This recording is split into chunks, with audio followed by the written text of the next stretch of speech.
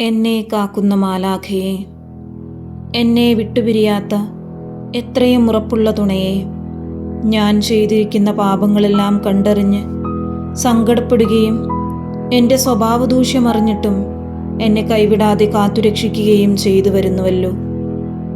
ആയതിനാൽ ഇപ്പോൾ ഞാൻ നടത്താൻ പോകുന്ന കുമ്പസാരം കഠിനവിധിക്ക് ഹേതുവാകാതെ എൻ്റെ പാപങ്ങൾക്ക് പൊറുതിയും എൻ്റെ ആത്മീയ വ്യാധികൾക്ക് ശാന്തതയും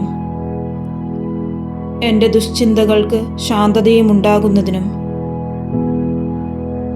എനിക്ക് വേണ്ടി അപേക്ഷിച്ചു കൊള്ളണമേ എന്ന് ഞാൻ നിന്നോട് പ്രാർത്ഥിക്കുന്നു.